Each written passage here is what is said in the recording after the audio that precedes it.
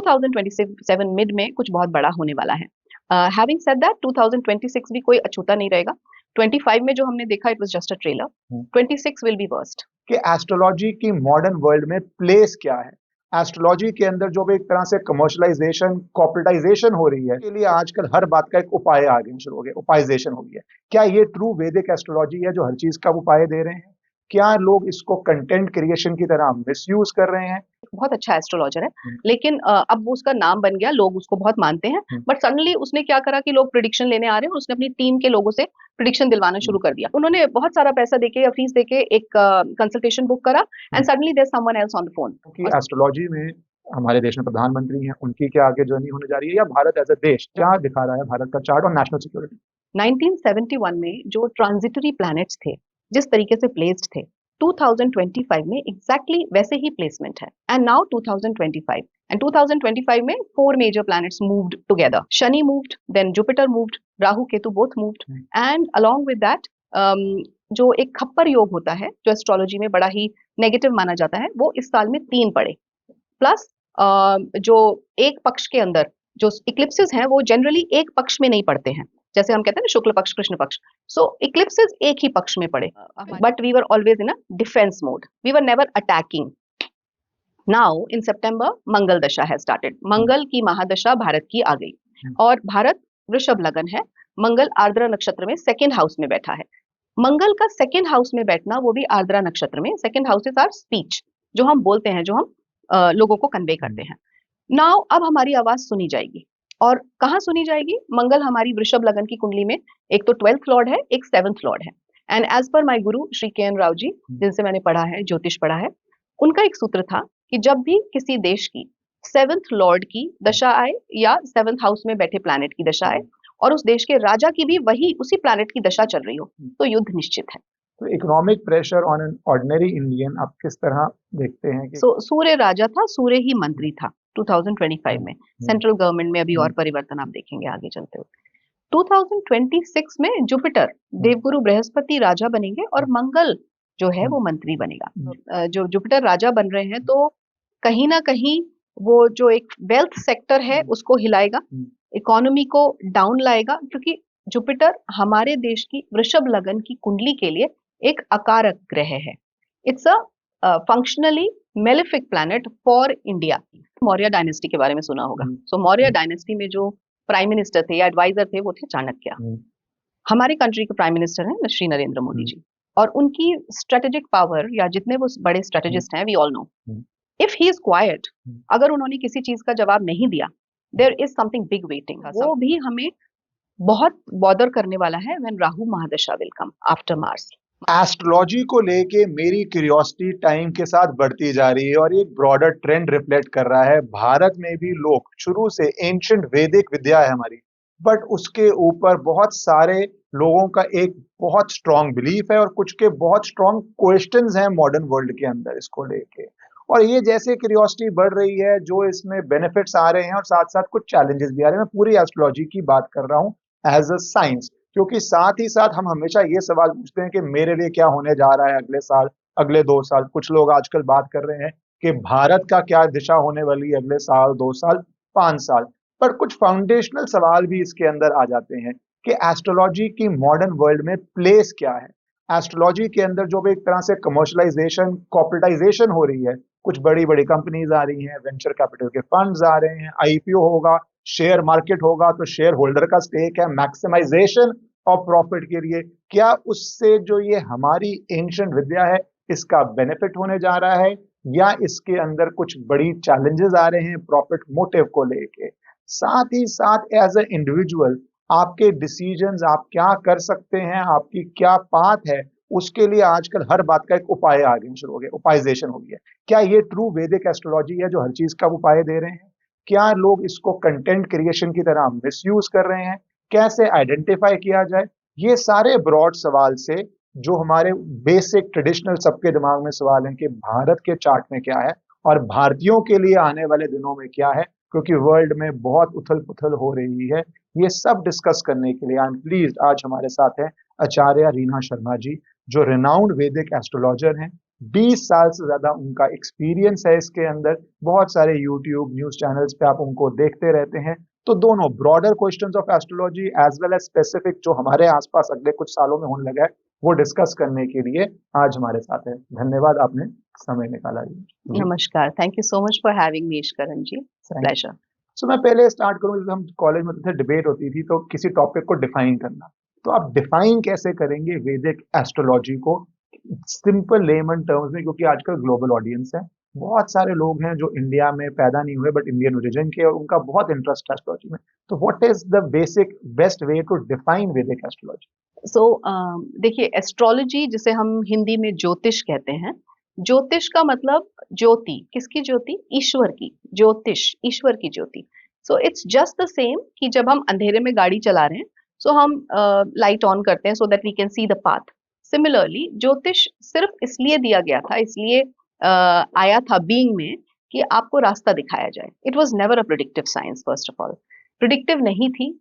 धीरे धीरे करते इसको प्रिडिक्टिव बना दिया गया, क्योंकि जब राजा महाराजा आए पुराने टाइम पे, तो ये होता था कि उनके दरबार में ज्योतिषाचार्य होते थे और उनको गाइड करते थे कि वो कब लड़ाई करें, युद्ध करें, कब युद्ध ना करें, कब उन्हें कौन से मुहूर्त में ये हवन कराना चाहिए, ये भव्य जो भी उनके गृह प्रवेश और ये सब होते थे वो सब कराना चाहिए। सो नॉर्मल जनता के लिए कभी ज्योतिष नहीं था। फिर स्लोली एंड ग्रेजुअली ये मासेस में भी आने लग गया, बिकॉज लोगों को दिखने लगा कि हाँ, रास्ता पता चल जाता है या पहले से पता चल जाता है तो यू आर मेंटली प्रिपेयर्ड, और फिर मुहूर्ता के उसके लिए ज्यादा आया था। बट धीरे धीरे धीरे धीरे इसकी बहुत सारी जो कह सकते हैं ना कि इसके रूप बड़े बदले, और अब तो ये बहुत ही अलग कमर्शियल लेवल पे आ चुका है। मैं कमर्शियल लेवल से शुरू करना चाहूंगा। अब हम देख रहे हैं कि कंपनीज आ रही हैं, इसके अंदर सीरीज ए राउंड हो रहे हैं, फंडिंग हो रही है। फंडिंग का नेक्स्ट लॉजिकल स्टेप है किसी ना किसी का आईपीओ हो जाए। आईपीओ होते ही शेयर होल्डर आ जाता है। शेयर होल्डर को तो हर साल प्रॉफिट चाहिए। उसमें आपके कितने, अगर मैं वर्ड करूं, सब्सक्राइबर्स हैं, पेड सब्सक्राइबर्स हैं, वो कितना समय कर रहे हैं किसी भी एस्ट्रोलॉजी की ऐप के ऊपर, पिछले साल से 20% बढ़ रहे हैं या कम हो रहे हैं। और जब ये सब बातों को हम एस्ट्रोलॉजी से जोड़ते हैं तो बहुत हद तक उनको फेयर पे प्ले करना पड़ेगा कि लोग छोड़े ना, कि लोग 20 मिनट स्पेंड करें रोज। अगर 20 मिनट था पिछले साल तो इस साल 25 मिनट करें, और 20% 30% जो भी कंपाउंडिंग है वो हो। तो ये तो फिर पूरा एक कमर्शियल रेस हो जाएगी। अब किसी भी चीज की ग्रोथ के लिए कॉमर्स इंपॉर्टेंट है, मैं कंप्लीटली कॉमर्स के फेवर में हूँ। बट एस्ट्रोलॉजी जैसी फील्ड के अंदर जहाँ पे हम इसको लोगों के basic anxieties, fears, apprehensions, guidance, बहुत बेसिक लेवल पे हम लोगों को एड्रेस करते हैं, ऐसी चीजें जिनका 2+2=4 नहीं है। तो वहां पे आप इस कॉर्पोरेटाइजेशन, कमर्शलाइजेशन के चैलेंज देखते हैं, अपॉर्चुनिटी देखते हैं, रिस्क देखते हैं, किस तरह देखते हैं इन दिस मॉडर्न वर्ल्ड? सी ईश्वरन जी, क्या होता है, आप एस्ट्रोलॉजी को लें या किसी भी चीज को लें, हर चीज का रूप बदल गया है। पहले जहां बार्टर सिस्टम होता था वहां पे फिर करेंसी आई। करेंसी के बाद करेंसी में भी अभी अलग अलग करेंसीज में भी चेंज आ रहा है। अभी डिमोनेटाइजेशन करा गया, ये वाला नोट बंद कर दो, ये वाला चलेगा। फिर आप देखेंगे पुराने सिक्के कुछ और होते थे, अब धीरे धीरे वो बंद होते चले गए। 5 पैसे का सिक्का, 10 पैसे का सिक्का। सिमिलरली कोई भी चीज जब हम शुरू करते हैं तो उसका रूप बदलता है। एस्ट्रोलॉजी, ज्योतिष, जैसे मैंने बोला कि पहले सिर्फ ज्योतिषाचार्य महलों में होते थे, राजाओं के पास होते थे। फिर धीरे धीरे इस विद्या को और लोगों ने पढ़ना शुरू करा, अपने गुरुओं के पास लेके वो विद्या अटेन करनी शुरू करी। फिर और ज्योतिषाचार्य बढ़ते चले गए। अब उसके बाद में फिर बीच में एक फेज आया जब आपको हर शहर में बहुत सारे ज्योतिषी मिल जाते थे, और जो कि तब उस टाइम पे अच्छे माने जाते थे, सिद्ध माने जाते थे। स्लोली एंड ग्रेजुअली जब कमर्शियलाइजेशन हुआ तो कहीं ना कहीं बिना पढ़े भी बहुत सारे ज्योतिषी आ गए, और उसकी वजह से कहीं ना कहीं ज्योतिष का जो एक शीन थी या जो इसका रिस्पेक्ट था वो कॉम्प्रोमाइज हुआ। Having said that, I will not deny कि कमर्शियलाइजेशन नहीं होना चाहिए, क्योंकि देखिए जैसे समय बदलता है उसी तरीके से हमें भी खुद को बदलना पड़ता है। अगर आज कोई भी ज्योतिषी किसी गांव के कोई छोटे से गांव में कोई झुग्गी में बैठा होगा, सो वो अनसीन है। आज की डेट में उसे कोई नहीं जानता। जैसा आपने अभी हम बात कर रहे थे शूट से पहले, यू सेड ना कि जंगल में मोर नाचा किसने देखा, तो सिमिलर थिंग कि आपको अगर आप अपने आप को प्रेजेंट नहीं करेंगे, you are not present on the social media, people don't know your name, people will not understand कि आप कितना क्वालिफाइड हैं, आपको कितना एक्सपीरियंस है, they will not be able to reach you. So to reach out to you they need to have a pathway. और जैसा media का हमेशा रूप बदला है, पहले इट वाज प्रिंट मीडिया, फिर दूरदर्शन आया, फिर बहुत सारे चैनल्स आए, and now it's social media, Instagram and YouTube and stuff like that. So उसके चलते हमें भी खुद को प्रेजेंटेबल बनाना पड़ेगा so that people can reach out to us, but we have to have a balance, we have to strike a balance. खुद को commercialise इतना ना करें, और इसलिए ना करें क्योंकि आपको पर्सनल बेनिफिट चाहिए. You have to give something to the society also. So अपना एक मार्कर, एक बेंचमार्क बना के रखें कि I have to do justice to my job, to my vidya, to what I am doing. I'm not here to, take extra benefits from people just for my personal orientation. पर ये possible है अगर हम एक इंडिविजुअल की commercialisation करें, उसकी जो मॉरल वैल्यू है, उसकी जो स्टैंडिंग है, उस हिसाब से वो इंडिविजुअल करेगा.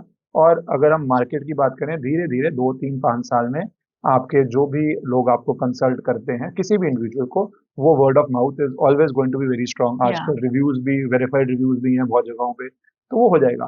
पर जब हम कॉर्पोरेटाइजेशन की बात करेंगे, वो कमर्शलाइजेशन से, अगर मैं फाइन डिस्टिंक्शन करूं, एक स्टेप बड़ा है, क्योंकि वो शेयर होल्डर की वैल्यू रीच आउट करनी है. फिर बहुत सारे लोग उसमें शेयर होल्डर्स हैं जो एस्ट्रोलॉजी में बिलीव नहीं करते, बट उनको लगता है ये शेयर बढ़ेगा, so they will buy that share. तो उनका तो प्योर प्रॉफिट मोटिव हो गया. उनके लिए astrology is like any other commodity. Correct. भैया मेरा 10 रुपए का शेयर है, वो 50 रुपए का हो रहा है या नहीं हो रहा. तो वो जो आएगा, उसके अंदर आप देखते हैं कि astrology as a vidya could suffer, जो कि कंपल्शन है शेयर मार्केट की, वेरी डिफरेंट. क्योंकि आप जो कह रहे हैं कि पहले it's like a lighthouse in a ocean की दिशा है. अब दिशा से आपको प्रिडिक्शन चाहिए, अब प्रिडिक्शन से आपको प्रॉफिट चाहिए. तो क्या एस्ट्रोलॉजी जो किसी चीज के लिए बनी नहीं थी, हम उस दिशा में जा रहे हैं? Absolutely right. मैं तो इसी बात को मानती हूँ. अगर इसका उस तरीके से, उस लेवल पे कमर्शियलाइजेशन करने की बात कर रहे हैं आप, जहाँ शेयर मार्केट में एस्ट्रोलॉजी को, एक एस्ट्रोलॉजी का शेयर बिक रहा है, या एप्स बन रहे हैं. Now I will give you this, इसी के ऊपर एक एग्जांपल है. जैसे एक बहुत अच्छा एस्ट्रोलॉजर है, लेकिन अब वो उसका नाम बन गया, लोग उसको बहुत मानते हैं, बट सडनली उसने क्या करा कि लोग प्रिडिक्शन लेने आ रहे हैं, और उसने अपनी टीम के लोगों से प्रिडिक्शन दिलवाना शुरू कर दिया. So this is commercialisation. Everybody who is coming to take a prediction, to understand life, to solve the problems, is coming after hearing that name, that face, जो उस एस्ट्रोलॉजर का है. और उन्होंने बहुत सारा पैसा देके या फीस देके एक कंसल्टेशन बुक करा, and suddenly there's someone else on the phone, or someone else who's there to meet. So that's not right. मतलब मुझे नहीं लगता एस्ट्रोलॉजी को उस कमोडिटी का पार्ट बनना चाहिए. that's my personal take. हाँ, बट दूसरा जो है कि देखो से हमारी इतनी, अगर हम पूरे एस्ट्रोलॉजी के साथ बात करें, योगा जैसे हम भी बात कर रहे थे, कि इंडिया का एक चैलेंज ये भी है कि अगर आप उसको कॉर्पोरेटाइज ना करें या कमर्शलाइज ना करें, योगा इंडिया से बाहर ले जाके वहाँ पे फेमस हुआ, उसके बाद भारत में आया. देसी घी का मैं एग्जाम्पल बहुत बारी देता हूँ कि इंडिया में हमारे बचपन में एकदम से वेव चली. My grand mother use to always eat desi ghee, और एकदम से वेव चली कि हार्ट अटैक हो जाएगा, ये तेल खाओ, वो रिफाइंड लो, ये लो. और अब पिछले 10 साल से देसी घी, वहां पे बड़ी बड़ी कंपनीज बनी, इंडिया में दोबारा ट्रेंड आया. तो अगर हम वैदिक एस्ट्रोलॉजी को इंडिया ओन अप करके स्केल अप नहीं करेगा, तो ये रिस्क भी है, क्योंकि इनहेरेंट वैल्यू है वैदिक एस्ट्रोलॉजी में. वो इनहेरेंट वैल्यू को वेस्टर्न वर्ल्ड फिर कॉर्पोरेटाइज करके हमें ही बेच देगा. तो वो भी एक चैलेंज मुझे लगता है. इट्स वेरी इंटरेस्टिंग ये जर्नी कैसे होने जा रही है आगे वाले दिनों में. You are absolutely right. और ये हुआ है हमेशा, whether it's आयुर्वेदा और योगा, everything, हर चीज में ये हुआ है. हमें एक वेस्टर्न स्टैम्प चाहिए होता है. बट एस्ट्रोलॉजी मुझे लगता है इट्स स्लाइटली डिफरेंट, क्योंकि बहुत सारे वेस्टर्न लोग हैं जो वेस्टर्न वर्ल्ड में हैं, जो फॉरेनर्स हैं, they are learning astrology, they are coming to India. In fact, India is going to become the hub for people to come and learn and then spread it. So that is the kind of name astrology is going to make, because astrology word of mouth पे चलता है बहुत ज्यादा. and अब तो YouTube और social media इतना आ गया, so that is already making astrology famous. और आगे भी मुझे लगता है ये आगे ही बढ़ेगा. It's not going back anywhere. But western स्टैम्पेज ना लगे और हम खुद इसको एक एग्जिस्टेंस में, एक बीइंग में लाएं, उसके लिए I think everyone should learn astrology at least at the base level. जैसे खाना बनाना पता होता है ना, ये मसाला पड़ना है, सो एटलीस्ट इतना पता एट होना द चाहिए। Base level everybody that would be करना चाहिए हमें। हमारी इतनी एंशिएंट विजडम है जो हम बिल्कुल इग्नोर कर चुके हैं, राइट, और इग्नोर करने के साथ आप उसको भूल जाते हैं अगर आप उसको प्रैक्टिस जीवित ना रखें, जो ज्यादा बड़ा डेंजर है। कोई करेक्ट। चीज को आप एक्सपैंड ना करें तो आप उसको भूल जाते हैं। पर आपने बात शुरू करी थी कि एस्ट्रोलॉजी शुरू में राज दरबार में किंग्स के लिए थी, तो वैसे ही पहले भारत की बात से शुरू कर लेते हैं, क्योंकि एस्ट्रोलॉजी में हमारे देश में प्रधानमंत्री हैं, उनकी क्या आगे जर्नी होने जा रही है, या भारत एज अ देश उसकी क्या, आपको क्या लगता है अगले 2-3 साल में? क्योंकि फर्स्ट टाइम एवर, मैं एक सेंस में बोलूँ, 1971 के बाद हम डीप इन पाकिस्तान गए ऑपरेशन सिंदूर के अंदर। गेम चेंजिंग है। पिछले हमें 30-40 साल से ये था कि पाकिस्तान के पास न्यूक्लियर वेपन्स हैं तो पाकिस्तान के अंदर नहीं जाएंगे। और जो लोग जियो पॉलिटिक्स समझते हैं वो समझते हैं कितनी बड़ी एक पैराडाइम शिफ्ट है कि आप उनकी एयर बेसिस को जाके अटैक कर रहे हो आफ्टर अ टेरर अटैक। तो क्या ये भारत के चार्ट में या आने वाले दिनों में आपको लगता है एक बड़ा युद्ध होना संभव है? क्या दिखा रहा है भारत का चार्ट और नेशनल सिक्योरिटी? या so for this I have to go back to 1971।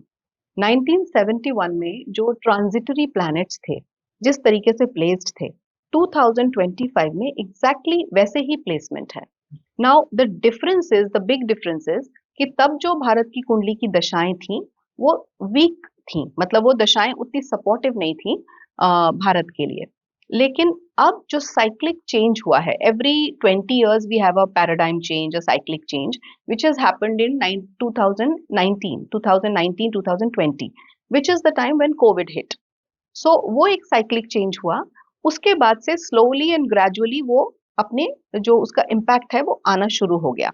And now 2025, and 2025 में 4 major planets moved together, and we all know about it, इतने सारे यूट्यूब चैनल्स पे आप देखेंगे videos. Shani moved, then Jupiter moved, Rahu Ketu both moved, and along with that जो एक खप्पर योग होता है जो एस्ट्रोलॉजी में बड़ा ही नेगेटिव माना जाता है, वो इस साल में 3 पड़े।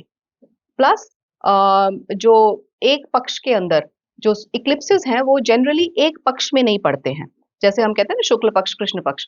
सो इक्लिप्सेस एक ही पक्ष में पड़े।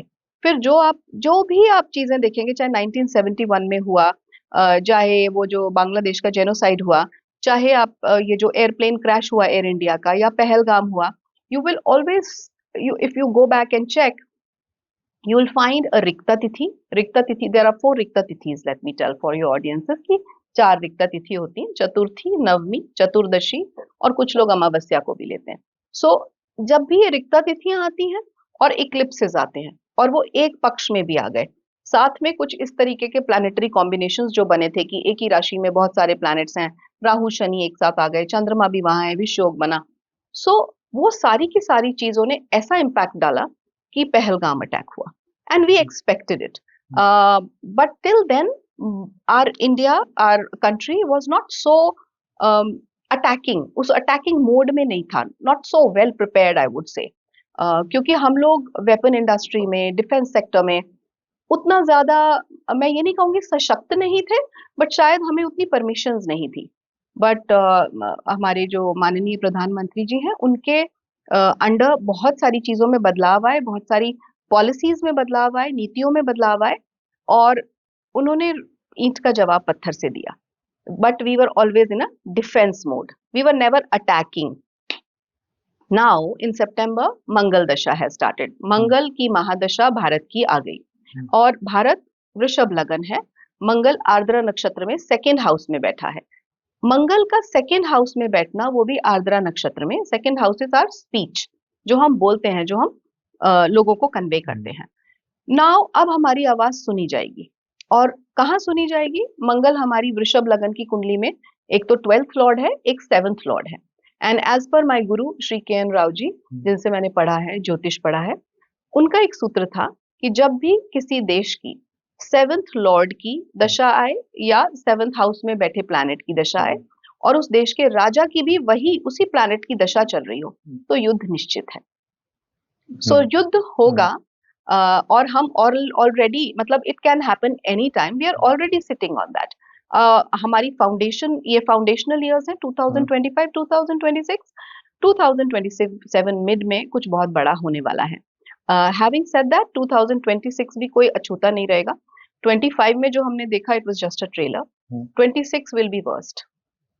जो आप कह रहे हैं बड़ा कि युद्ध अब निश्चित है, क्योंकि प्राइम मिनिस्टर का भी और भारत का भी जिस तरह आप डिस्क्राइब कर रहे हैं, पर इसमें मैं एक चीज जानना चाहूंगा कि आप जब कह रहे हैं कि 25-26 फाउंडेशनल ईयर हैं, तो ये जो पहलगाम हुआ और ऑपरेशन सिंदूर हुआ, तो ये इन अ सेंस प्री फाउंडेशनल हो चुका है, इसका आगे बढ़ना है, या ये चार्ट में था तो that is what it was limited to, कि आपने एक वर्ल्ड में एक पाकिस्तान की भूमि में जाके अटैक किया, जो भी 71 के बाद पहली बारी हुआ है, तो it was limited to that, या ये आपको लग रहा है एक प्री कर्सर था, एक स्टार्टिंग पॉइंट था, एक बेसिक था, और इससे बहुत ज्यादा आगे होके जंग होनी है?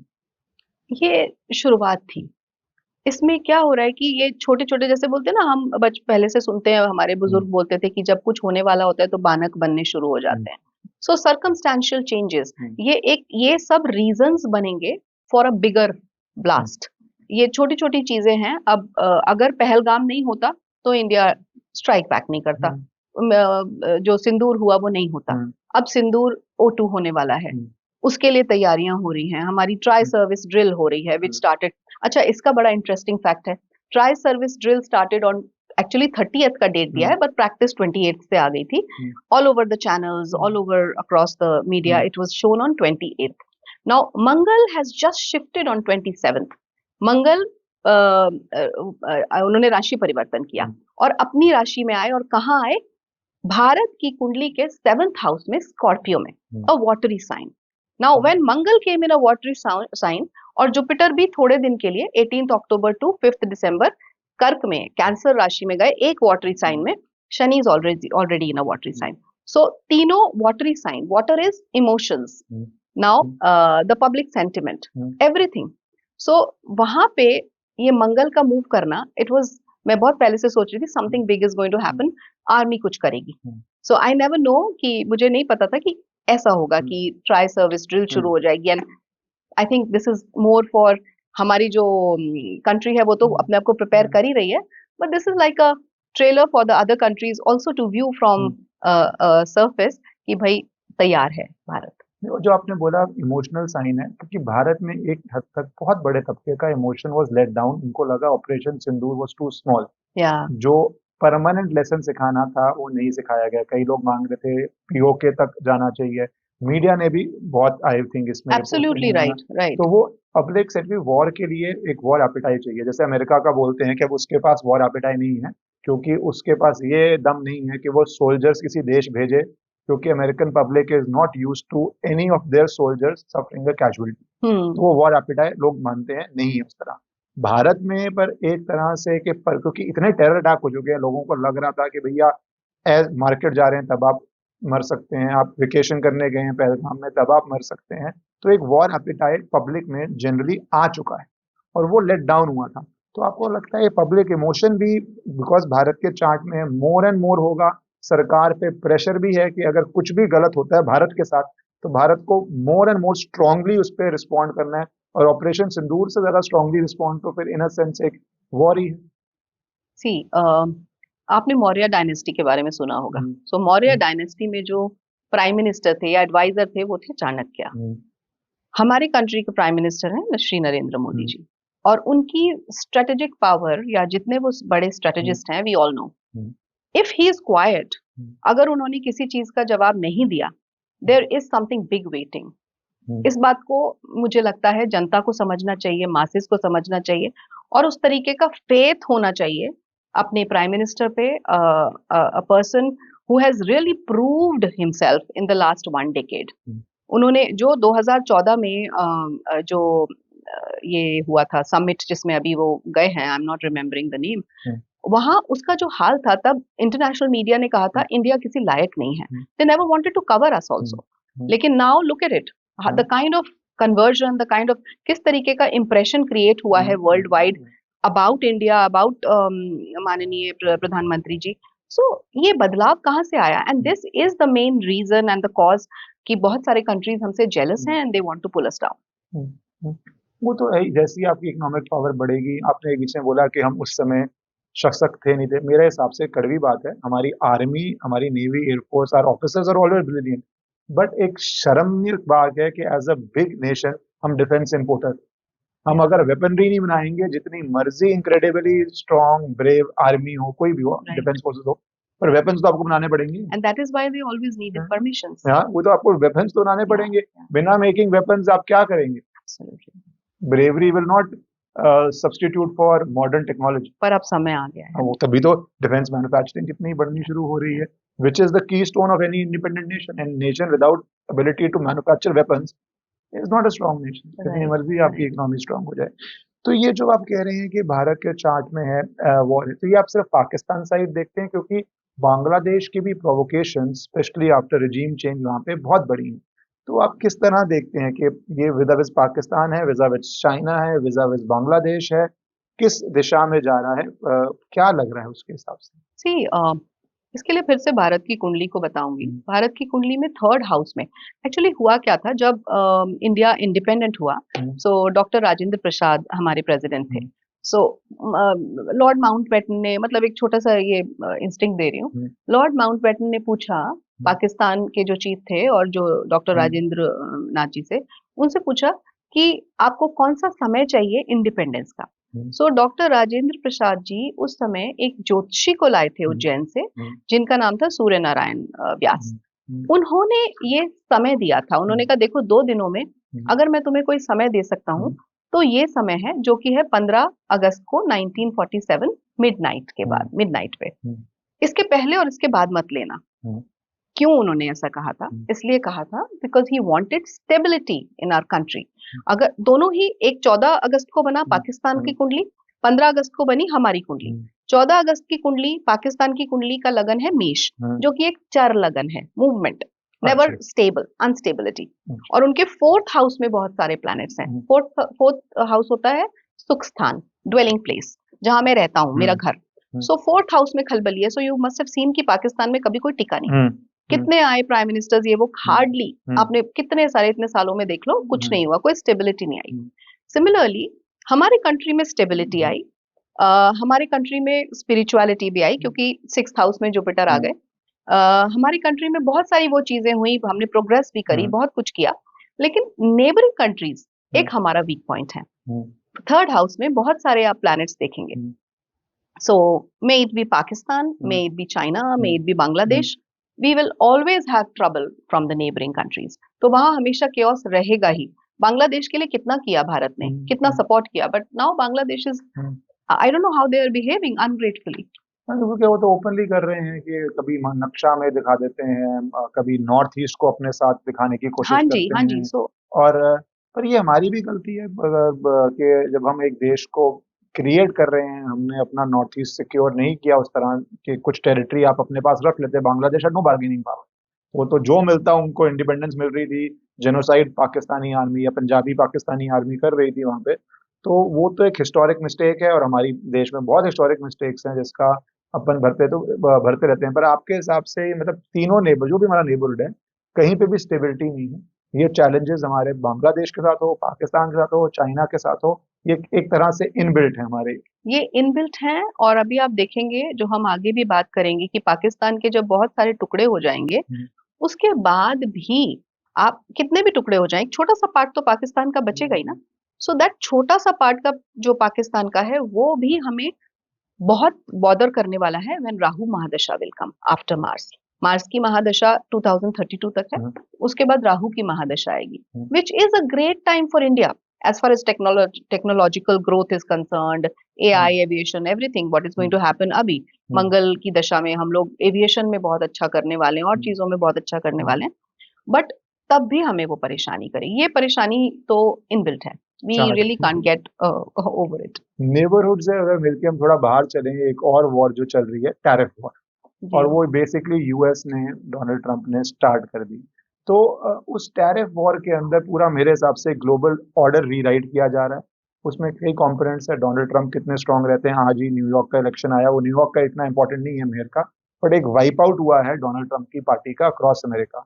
तो वो उसके लिए ट्रबल स्पॉट है, पर वो कैसे रिएक्ट करता है, डबल डाउन करता है, नहीं करता, तो भारत यूएस जो लोग स्ट्रैटेजिक पार्टनरशिप एक माननी शुरू हो गए थे, वो कंप्लीटली कोलैप्स कर चुकी है। तो ये चैलेंज जो अमेरिका के साथ भारत का आ रहा है, इसको आप आने वाले दिनों में कैसे देखते हैं? देखिए, when I talk about end of era, एक युग का अंत हो रहा है और एक युग की शुरुआत हो रही है। ऐसा मैंने इसलिए कहा क्योंकि शनि 30 साल में राशि परिवर्तन करते हैं, 30 साल में एक राशि में आते हैं और इस समय मीन राशि में है, मतलब Pisces, that is the last sign of the zodiac belt, भचक्र की आखिरी राशि है और वो एक वाटरी साइन है। जैसे ही 2027 जून में शनि मेष राशि में जाएंगे, first sign of the zodiac belt, वहां वो नीच के हो जाते हैं, डेबिलिटेट हो जाते हैं। शनि मतलब न्यायाधीश, आपका सारा, आप you are a lawyer yourself, so न्याय से रिलेटेड, जुडिशरी से रिलेटेड जब हम बात करते हैं तो शनि और जुपिटर की करते हैं। सो शनि हमेशा न्याय करते हैं। सो अब जब लास्ट राशि में आए हैं, मतलब वो छटनी करने आए हैं, छटनी in every sector, whether it's astrologers, lawyers, politicians, anything which is wrong. जिसने भी पिछले 27 साढ़े 27 साल में गलतियां करी हैं, नेगेटिव कर्म करे हैं, खराब कर्म करे हैं, लोगों को चीट किया है, कुछ भी ऐसा किया है जो कि नहीं होना चाहिए था, they will have to pay the price. ये वाला वो समय है फॉर श्योर।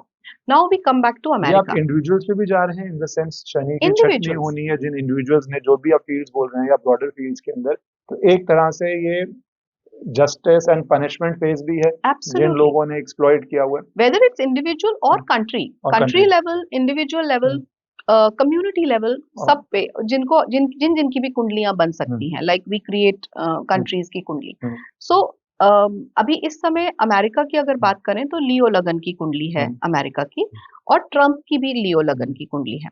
डोनाल्ड ट्रंप की लियो लगन की कुंडली, साथ में उनका केतु और चंद्रमा 4th हाउस में बैठा है, राहु और सूर्य 10th हाउस में बैठा है। ही is a Eclipse born native, वो उनका जन्म ही एक इक्लिप्स पे हुआ। So his mind is eclipsed, his Chandrama is eclipsed, his Surya is eclipsed in the, although Surya बड़े दिग्बली होके 10th हाउस में है मगर राहु के साथ है। So हमेशा एक एरेटिक नेस रहेगी उनके बिहेवियर में, स्पेशली रिलेटेड टू गद्दी, सिंहासन, उसको लेके, क्योंकि 10th हाउस में है। उनकी जो एक चीज अच्छी है वो है मरकरी, जो कि स्वराशि का होके 11th हाउस में बैठा है, बट मरकरी किस में बैठा है? जेमिनाई साइन में। Now Gemini sign is business, so whatever Trump is doing or whatever he has done, it's always business. So the kind of relationships we had with America since last so many years, इतने सालों से, वो एक, मुझे नहीं लगता कि वो एक दोस्ती थी, मुझे लगता है वो एक बिजनेस अलायंस था जो कि बहुत अच्छा चल रहा था। We both the countries, we were moving on the right direction, right path, progress कर रहे थे, whereas बैक एंड पे तो कभी अमेरिका हमारा दोस्त था ही नहीं। सो अब चीजें सरफेस पे आनी शुरू हो गई जब अमेरिका ने खुल के जो है रिटेलिएट करना शुरू कर दिया, ऐसे कंट्रीज को सपोर्ट करना शुरू कर दिया जहां पे, बिकॉज अमेरिका में मैन्युफैक्चर होते हैं वेपन्स और पाकिस्तान में मैन्युफैक्चर होते हैं टेररिस्ट। सो वो सब इतना अच्छा लीथल कॉम्बिनेशन उनका बन गया, एंड दैट्स हाउ हमारी जो सक्सेस थी वो उनकी आंखों में खटकने लगी। आपने जो अमेरिका की दोस्ती की बात की कि भारत कभी अमेरिका का दोस्त नहीं था, तो मुझे एक याद आ गई बात, बहुत फेमस लाइन है कि अमेरिका की दोस्ती डेंजरस है, रिस्की है, पर सॉरी, अमेरिका की दुश्मनी डेंजरस है, रिस्की है, बट अमेरिका की दोस्ती फेटल है। जो अमेरिका का दोस्त है वो तो वाइप आउट होगा ही होगा, वाइप आउट होगा, दुश्मन तो फिर सर्वाइव कर जाएगा, प्रिपेयर्ड है। हाँ। तो अमेरिका हिस्ट्री देखिए, जो अमेरिका का दोस्त रहा है, अमेरिका ने सबसे पहले उसको ही एक्सप्लॉइट करके उसको ही टांगा है, तो वो तो उस मामले में डर है। पर इसी में प्राइम मिनिस्टर की एक चीज हम पहले बात कर रहे थे कि सी चेंज आया है, और ये मैं इसलिए बहुत गंभीरता से लेता हूँ क्योंकि ये न्यूयॉर्क टाइम्स ने रिपोर्ट किया, जर्मन मीडिया ने रिपोर्ट किया कि कितनी बारी, 4 बारी प्रेसिडेंट का फोन आता है, prime minister refuses to come on the phone. 2 बारी वो स्पेसिफिकली इनवाइट कर चुका है गाजा समिट पे, और यूएस में जब कनाडा में थे, रिफ्यूजिंग टू गो। और जो लोग नहीं समझते, वर्ल्ड की आज भी ब्रॉडली सुपर पावर एक ही है, टेक्नोलॉजी के बेस पे, मिलिट्री के बेस पे चाइना compete कर रहा है, पर मेरे हिसाब से नहीं है उस लेवल पे कहीं से भी। और उसको नो करना इज नॉट वेरी इजी। आपके एरिया में थोड़ा सा इन्फ्लुएंशियल आदमी आपको 2 बारी बुलाए, आप उसको जाए ना उसके घर पे, उसमें भी साहस चाहिए। यहाँ तो एक सेंस में वर्ल्ड का स्ट्रॉन्गेस्ट पर्सन है, वो बुला रहा है, आप नहीं जा रहे, that level of resistance is extraordinary. आप किसी यूरोप पूरा पीछे ऐसा सर्वेंट खड़ा था जो कहने को इतनी प्रोग्रेसिव इकोनॉमीज हैं और इंडिया वहां पे जा ही नहीं रहा। I think that is these very small things जो समझ नहीं आती, बट जिनको जियोपॉलिटिक्स समझ आती है वो रियलाइज करते हैं कितनी बड़ी बात है ऐसे व्यक्ति के मल्टीपल इनवाइट्स पे आपका फोन पे ना आना। बिल्कुल बिल्कुल आपने सही कहा। नाउ कोई कहेगा मैं बीजेपी की तरफ से बोल रही हूँ, बट ऐसा बिल्कुल नहीं है। आई जस्ट सी कुंडलीज individually, but when it comes to प्रधानमंत्री कुंडली, so whether you love him hate him but you can't ignore him, that's for sure. एक तो ये बात, दूसरा उनकी भी मंगल की महादशा चल रही है, एंड उनका तो लगन भी स्कॉर्पियो है, मंगल का लगन है, साथ में रुचक योग बन रहा है उनके लगन में। मंगल अपने ही घर का लगन में बैठा है चंद्रमा के साथ। चंद्रमा कौन? चंद्रमा सिक्स्थ लॉर्ड उनकी कुंडली का। सिक्स्थ लॉर्ड कौन? कॉम्पिटिटर्स हमारे। जब विरोधी आपके लगन में बैठ गए, तो जब जब आपके अगेंस्ट बातें होंगी, जब जब विरोध होगा, तब तब आप राइज करोगे। That is the kind of combination he has. तो जब जब उनके खिलाफ विरोध हुआ है, तब तब उन्होंने राइज किया है, ये बात। दूसरा, अभी जो उनका पीरियड चल रहा है, टाइम पीरियड, ये बड़ा सेंसिटिव था, एंड आई एम श्योर उनके भी ऑफिस में उनके भी पास एस्ट्रोलॉजर्स होंगे जिन्होंने उन्हें कहीं ना कहीं बोला होगा कि बी केयरफुल। अभी आपने ढाका में देखा CIA जो है मृत पकड़ा गया, सो वो सब आपको पता है, and we all know what happened, how Putin saved his life. उनका तो इतना कुछ है कि उनका खाना भी उनको टेस्ट करके खिलाया जा रहा है। So he is under tremendous scrutiny and tremendous, बहुत ज्यादा उनके ऊपर इस समय ध्यान रखने का उनको जरूरत है, मुझे लगता है। और ये सब होने, जब ये सब चल रहा है, तो obviously he is quite intelligent, he will not go to such places जहां उन्हें पता है कि कुछ हो सकता है, गड़बड़ हो सकती आपको है। लग रहा है तो फिजिकल सिक्योरिटी का बहुत मैसिव रिस्क देख रहे हैं आप? मैसिव मैसिव वर्बल अटैक्स हैं, फिजिकल अटैक्स हैं, and this is a period जहां पे किसी बहुत, अभी जो मिड रादर मार्च 2026, जब हमारा विक्रम संवत बदलने वाला है, मार्च 2026 से लेके mid 2027, rather no no I am sorry, and 2026 के बीच का जो पीरियड है, दैट इज उनके लिए काफी मारक योग बना रहा है प्रधानमंत्री जी के लिए। और उनको बहुत ज्यादा ध्यान से रहने की जरूरत है, and this is very very clearly seen as पर एस्ट्रोलॉजी। कौन से देश जा रहे हैं, कहाँ दे रहे हैं, कितना सेफ है, कितना कोई भी फिजिकल थ्रेट्स हम बहुत सीरियसली नहीं लेते वर्ल्ड लीडर्स में, इवन दो बहुत बड़ी फिजिकल थ्रेट्स आई हुई हैं। इट्स हिस्टोरिकल फैक्ट कि क्या क्या हुआ है भारत में। आज भी एक बड़ा सवाल है लाल बहादुर शास्त्री जी के साथ क्या हुआ, वो सबके अपने अपने व्यूज हैं।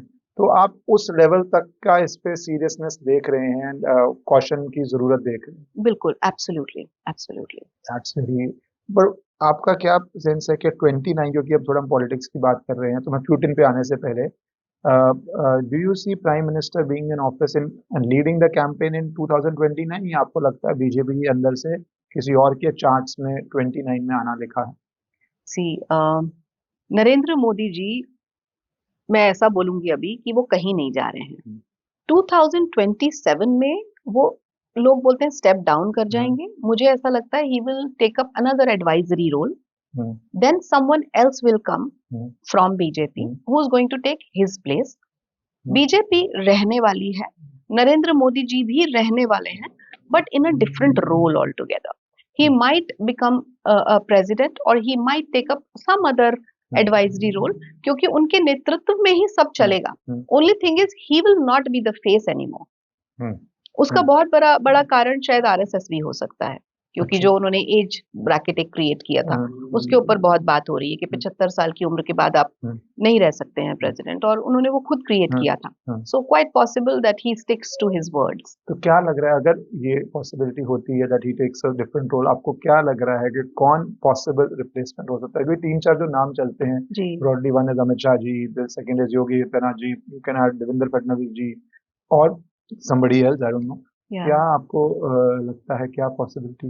सो सी, अभी जो फेसेस हैं उनमें से अमित शाह जी तो नहीं, बिल्कुल भी।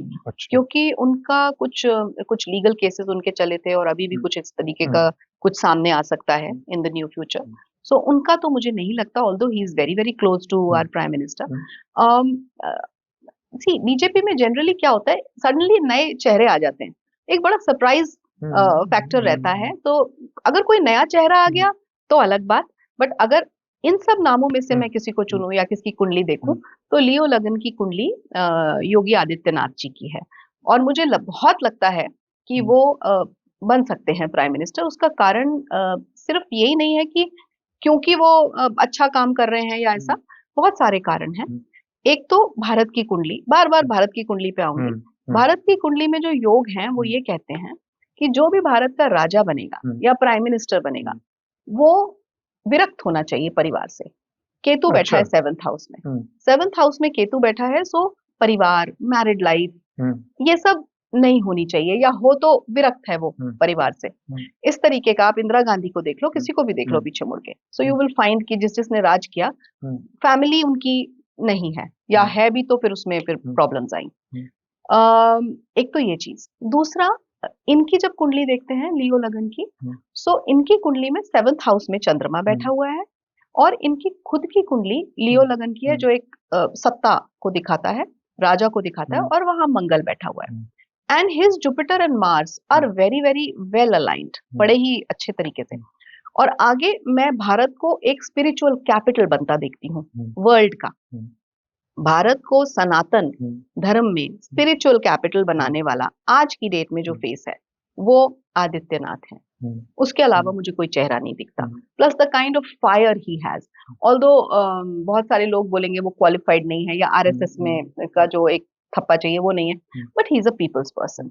किसी से भी आंख बंद करके पूछ लो कि आप चाहते हो उन्हें प्राइम मिनिस्टर बनता देखना, I think most of the people will qualified तो अग्री। मुझे बहुत सिली आर्ग्यूमेंट लगता है लोगों का। अगर आप यूपी जैसे प्रदेश के 2 बारी के सीएम, 10 साल सीएम, और हाँ, 27 में प्रिडिक्ट नहीं कर सकता, बट राइट। मेरे ख्याल से जीत रहे हैं।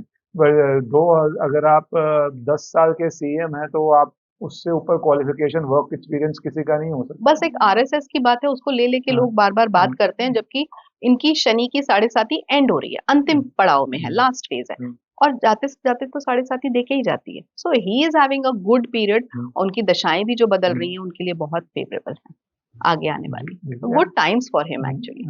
पर क्योंकि हम थोड़ा यूएस की बात कर रहे थे, आपने पुतिन का भी नाम दिया। आप भारत के अब इंटरनेशनल स्टेज पे रशिया के साथ और बहुत प्रेशर है उस पे, ऑयल मत लो। उससे पहले प्रेशर आया कि आप टाइज कम करो। भारत ने भी एविएशन में एक डील साइन करी रशिया के साथ, which is very important. But oil पे कॉन्फ्लिक्टिंग चीजें, कुछ लोग कह रहे हैं कि हमने इंपोर्ट कम कर दिया, कुछ लोग कह रहे हैं सेम चल रहा है। वो डे टू डे चेंज होगा, इसलिए मैं उसको इतने सीरियसली अभी नहीं लेना चाहता।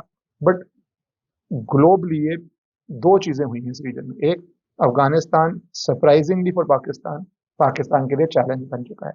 और दूसरा, अभी ही भारत ने छाबड़ पोर्ट पे ईरान से मिलकर एक नया समझौता किया है कि आप अफगानिस्तान को सपोर्ट कर पाएंगे। हम्म। और दूसरा, रशिया इंडिया की जो डील्स चल रही हैं। तो मैं ब्रॉडली यूएस के सिवा भारत के जो बाकी रिश्ते हैं वो सही दिशा में जाते देख रहे हैं आप, या वहां पे भी आप कुछ कॉन्फ्लिक्ट्स बिल्ड इन होते देख रहे हैं? देखिए, इस समय भारत अकेला खड़ा है सिवाय रशिया के। रशिया एक अकेला दोस्त है जो इस समय भारत के साथ है, और पिछले बहुत सालों से है, जब रशिया सोवियत यूनियन हुआ करता था तब से। और आगे भी I see a very very good bond between Russia and India. वो मुझे बहुत इंटैक्ट और बहुत अच्छा एक बॉन्ड दिखता है। वेरस बाकी जो दूसरे कंट्रीज हैं, अम, वो सब मुझे नहीं लगता कि वो किसी भी तरीके से भारत को सपोर्ट करेंगे। रादर वो एक कॉम्पिटिटर की तरह एक जेलसी फैक्टर को लेते हुए भारत को अकेला करने की कोशिश करेंगे, और शायद एकजुट होके भारत के अगेंस्ट खड़े भी हों। ऐसा भविष्य मलिका में भी लिखा है। I don't trust that so much, लेकिन उसमें लिखा है कि कुछ 12-13 मुस्लिम कंट्रीज जो हैं वो भारत के अगेंस्ट आएंगे और लड़ाई होगी, इस तरीके से लिखा है। मैं उसको तो नहीं इतना स्टैम्प करती, लेकिन हाँ ये जरूर है कि भारत अकेला ही है। थोड़ा बहुत जो एक और सपोर्ट मिल सकता है वो इजराइल की तरफ से मैं समझती हूँ मिल सकता है। अफगानिस्तान से अच्छे टर्म्स हैं, एज अ फ्रेंड, जैसे एक हेलो हाय फ्रेंड्स होते हैं वैसे रहेंगे। बट उनके बीच में कोई नेगोशिएशन, कोई डील्स, कोई नीतियां बने, ऐसा नहीं देखती मैं। आप जो ये कह रहे हैं 12-13, आप कुछ टाइम नहीं कर रहे, पर 12-13 अगर मुस्लिम नेशंस यूनाइट करते हैं, उसका एक प्रमाण बहुत सीरियस नहीं है, बट एक है कि सऊदी अरेबिया पाकिस्तान में एक सरप्राइजिंग डील होती है यस, कि हम एक दूसरे की मदद के लिए आएंगे। करेक्ट। जबकि जब अफगानिस्तान पाकिस्तान में जंग छिड़ती है तो वो मदद पे नहीं आते, बट पेपर पे तो एक नई डील हुई। वो पेपर पे नई डील होना, और सऊदी अरेबिया अगर इस तरफ झुकता है पाकिस्तान की तरफ, तो वो अकेला तो है नहीं, उसका एक पाकिस्तान पूरा से तो मच जत्था है, हाँ, हाँ। और पाकिस्तान से तो मच बिगर उसकी एक ऑर्गेनाइजेशनल स्ट्रेंथ है, करेक्ट, रिलेशनशिप्स हैं। करेक्ट। तो आपको इस पॉसिबिलिटी और अफगानिस्तान की पॉसिबिलिटी में दिखता है कि नई चुनौती खड़ी हो सकती है भारत के लिए? बिल्कुल, बिल्कुल हो सकती है। मिडल ईस्ट, यूरोप, यूके, ये सारे के सारे जो कंट्रीज हैं, ये जो सारे का सारा एक मैं बोलूंगी कि जत्था है, वो हम्म, एकजुट हो सकता है और भारत के अगेंस्ट आ सकता है। But I am telling it again and again, hmm, and I said it on X also. Hmm, मैंने एक्स पे भी लिखा। इनफैक्ट अभी जो टेरिफ वॉर की हम बात कर रहे थे, hmm, we'll come back to it, hmm, कि when it is getting hmm, sorted and stuff. Hmm, तो अकेला तो है भारत। और ये वाला जो पीरियड है, जो 7 साल है, ये हम्म, इजी नहीं है। Hmm, full of challenges, full of struggles हैं। हम्म, लेकिन एक दबदबा बनाएगा भारत अपना हम्म, इन 7 सालों में। क्योंकि जिस हिसाब से जो कहते हैं ना कि ब्लेसिंग इन डिस्गाइज हो गया, अब survival of the hmm, fittest, वो वाली थ्योरी यहाँ पे आएगी कि जब मरता क्या ना करता, हम्म, ये सिचुएशन आएगी। भारत हमेशा आप भारत की हिस्ट्री उठा के देख लो, लोग दूर दूर से बाहर से पढ़ने आते थे हम्म, तक्षशिला जैसे हम्म, हम्म, यूनिवर्सिटीज में। अब हुआ क्या, सब कुछ उल्टा हो गया। हमारे बच्चे बाहर जाके पढ़ रहे हैं अलग अलग यूनिवर्सिटीज में। हम्म, वो समय वापस लाना है, और वो समय वापस आएगा। जो सोने की चिड़िया भारत हुआ करता हम्म, था, वो सोने की चिड़िया ही भारत बनेगा। And people will be attracted towards it, and all are NRI, जो हमारे एनआरआई भाई हम्म, गए पैसे के लिए, करेंसी के लिए, डॉलर के हम्म। लिए बाहर, डी डॉलराइजेशन हो जाएगा, डॉलर की करेंसी गिर जाएगी, वापस आएंगे। जैसे मैंने कहा कि मेरा एस्ट्रोलॉजी में curiosity with time with age बढ़ता जा रहा है, तो मैं उसमें भी इसको ऐसे देखता हूँ कि जो आपने कहा कि we need to bring our students back, कौन प्रिडिक्ट कर सकता था कि यूएस H1B वीजा पे, ग्रीन कार्ड्स पे इस तरह की लड़ाई छेड़ देगा कि पहली बारी शायद in decades Indian students going to US has fallen. Yes. और ये एक तरह से अपने पैर में गोली मारने के, वो बिलियंस ऑफ डॉलर देके जाते हैं वहाँ, पढ़ाई बहुत महंगी है। इंडिया को कोई वहाँ पे जो उनके सिटीजन्स को बहुत यूनिवर्सिटी में सपोर्ट ग्रांट्स है, इंडियन को तो कोई ग्रांट सपोर्ट नहीं है। तो आप billions upon billions of dollars खर्च रहे हैं। वो यूनिवर्सिटी की मैं एक रिपोर्ट पढ़ रहा था, कह रही थी कि universities may not be sustainable अगर पूरा ग्लोबल स्टूडेंट्स आने रुक जाएं। ये बिल्कुल। बड़ी बड़ी यूनिवर्सिटीज की बेसिक इनकम तो ये ग्लोबल स्टूडेंट से हो रही है, जो वहाँ पे आते हैं, रूम्स देते हैं, हॉस्टल्स देते हैं, इकोनॉमी में कंट्रीब्यूट करते हैं। मैसिव फीस है, 1-1 करोड़ रुपया पर साल एक बच्चे का लगता है। और इतना आत्मघाती स्टेप। बट अगर बच्चे वहां पे जाके पढ़ ही नहीं पाएंगे यूएस में, और यूएस की एक अलग फैसिनेशन है, बाकी देशों में वैसे इंग्लिश नहीं है, यूरोप में तो आप इतने राइट, नहीं जाते, राइट। एटलीस्ट इकोनॉमिकली प्रॉस्परस सारे ही यूएस जाना प्रेफर करते हैं। हम्म। कनाडा, यूके का भी वो स्टेटस नहीं है। तो इन अ सेंस वापस रहना बिकॉज ऑफ सर्कमस्टांसेस ही बहुत हद तक हो गया है। अष्टमेश की जब दशा चलती हाँ, है ना, तो ये इस तरीके के काम करवाती है। अभी मैंने आपको बताया था, हम्म, ट्रम्प जी की अष्टमेश की दशा चल रही है, हम्म, एट्थ लॉर्ड की, जुपिटर की। हम्म, अब जैसे ही जुपिटर में हम्म, इनके शुक्र आएगा, हम्म, आप देखेंगे इनका जो डाउनफॉल है धीरे धीरे शुरू हो जाएगा, hmm, which is happening after March. हम्म, क्योंकि एक मैंने पीरियड दिया था, एक शायद अपने वीडियो में या किसी और पॉडकास्ट में, हम्म, देयर इज अ पीरियड जो ये सितंबर में इक्लिप्सेस आए हैं और जो मार्च में इक्लिप्सेस आएंगे, इसके बीच का जो पीरियड है, और जिस तरीके से ये खुद इक्लिप्स्ड हैं, इनका हम्म, चंद्रमा इक्लिप्स्ड है, इनका जन्म इक्लिप्स का है, हम्म, और अष्टमेश की जो दशा है, ये ऐसे ऐसे इनसे जो डिसीजन दिलवाएंगे कि जो इनको ही उल्टे पड़ेंगे। हम्म, क्योंकि बहुत सारे ग्रह अभी शनि वक्री हैं, जुपिटर अभी वक्री होने हम्म, वाले हैं 11 नवंबर को। तो वक्रत्व का मतलब होता है कि इन्होंने जो बातें कही थी उन पे वापस फिरना। तो जब जुपिटर स्टेशनरी होंगे हम्म, 11 नवंबर से, हम्म, वहां से लेके कुछ 9-10 दिन के बीच में हम्म। आप टेरिफ वॉर से रिलेटेड डील्स को होते हुए सुनेंगे, and which is going to finalise by March 2026, before the financial year. अपनी बातों से जैसे आप बोल रहे हैं, फिरना में तो यूएस ही ट्रम्प का मजाक उड़ाता है, कहता है ट्रम्प के लिए ट्रम्प टाको, ट्रम्प हाँ। Always chickens out. यस। वो बोलता बड़ा है, फिर वापस आता है। ट्रम्प के सपोर्टर इसको बोलते हैं नेगोशिएशन टैक्टिक है। जो डिट्रैक्टर्स हैं वो बोलते हैं अपनी बात से पलटता है, इसका मन होता है, पर ये पलट जाता है वापस। तो राइट। आप इसकी कुंडली में ही देख रहे हैं कि इसका पलटना पलटना एक एक इन ट्रेंड है। ही is a businessman and he is a very very self centred person, hmm, very self centred. उसको सिर्फ अपना सेल्फिश मोटिव है, मुझे पैसा कमाना है, मुझे रखना है। कल को देश को और उसको खुद बोलो इतना पैसा पड़ा है और इतना देश पड़ा है, वो देश को लात मारेगा और पैसा अपने पास रखेगा। That's the kind of human being he is, hmm, as per his kundli, if the details are correct on the hmm, net. Hmm, hmm, hmm. अब थोड़ा अगर अमेरिका से होकर इंडिया में आए, क्योंकि जब आप कह रहे हैं कि लोगों को हमारे से ईर्ष्या है, वो एक तरह से इकोनॉमिक राइज से, बट इकोनॉमिकली वर्ल्ड में बहुत अनसर्टिनिटी आ रही है, इंडियंस में भी बहुत ज्यादा अनसर्टिनिटी वर्ल्ड का एक फैक्टर है। तो आप इकोनॉमी को इंडिया के आगे वाले दिनों में किस तरह देखते हैं, फॉर ऑर्डिनरी इंडियन, अब एक भारतीय की बात कर रहा हूँ कि एक तरफ एआई का ट्रेंड है कि आपकी जॉब्स जा रही हैं, दूसरी तरफ महंगाई, जब दिल्ली एनसीआर में आया, जो भी आता है आज बोलता है भैया अब घर लेना इम्पॉसिबल है। हम्म। आप normal salaries, normal income, unless you are very very very very blessed, आप दिल्ली के 50 किलोमीटर में, हर मेट्रो का यही हाल है, मुंबई करेक्ट। के, बैंगलोर के, सब जगह वही हाल हो चुका है, घर ले ही नहीं सकते। तो economic pressure on an ordinary Indian आप किस तरह देखते हैं कि क्या होने वाले हैं अगले ये 5-7 साल का? देखिए, जब हम इकोनॉमी को देखते हैं तो बहुत लॉन्ग टर्म ना भी जाऊं, सिर्फ 2025-26 में जाऊं, हम्म सो हम एक विक्रम संवत के हिसाब से ईयरली कुंडली बनाते हम्म हैं। सो ये वाला जो साल था, ये सूर्य ही, उसमें हम राजा और हम्म जो भी गैलेक्सी में जो प्लैनेट्स हैं उनको एक एक पोजीशन देते हैं। सो सूर्य राजा था, सूर्य ही मंत्री था 2025 में। एंड दैट्स हाउ आप देखेंगे इतना सत्ता में परिवर्तन, सेंट्रल गवर्नमेंट में अभी और परिवर्तन आप देखेंगे आगे चलते हुए। 2026 में जुपिटर, देवगुरु बृहस्पति राजा बनेंगे और मंगल जो है वो मंत्री बनेगा। अब Brihaspati is the treasurer of the solar system when we talk about it in astrology. So ज्योतिष के हिसाब से जब जुपिटर की जो जुपिटर राजा बन रहे हैं, तो कहीं ना कहीं वो जो एक वेल्थ सेक्टर है उसको हिलाएगा, इकोनॉमी को डाउन लाएगा, क्योंकि जुपिटर हमारे देश की वृषभ लगन की कुंडली के लिए एक अकारक ग्रह है। It's a functionally malefic planet for India. So वो लाएगा, और ये not only India, it will happen world wide, सब जगह होगा। इकोनॉमी में, इकोनॉमी विल शेक अप और इकोनॉमी डेफिनेटली हिलेगी। You talk about stocks, crypto, share, everything, सब जगह बहुत सारे चेंजेस आएंगे। बट फिर भी कंपैरेटिवली और बाकी सब देशों से, जैसे मैंने अभी कहा, सर्वाइवल ऑफ द फिटेस्ट, और जो कि हमारे प्रधानमंत्री इतने सालों से कह रहे हैं कि आप सक्षम बने, अपने खुद सेल्फ इंडिपेंडेंट बने, कहते हैं ना कि निर्भर बने।